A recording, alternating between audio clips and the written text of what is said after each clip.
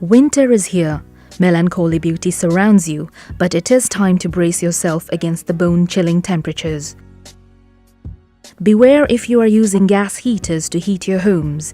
You may be inviting the silent killer into your lives. The Carbon Monoxide Awareness Group says that the gas kills nearly 50 people in the UK every year. 234 more need hospital treatments. Regular maintenance checks of your equipment will help, but investing in this little device could potentially save your life. It's just, save lives basically. A lot of people are killed with carbon monoxide poisoning, especially from boilers, gas fires.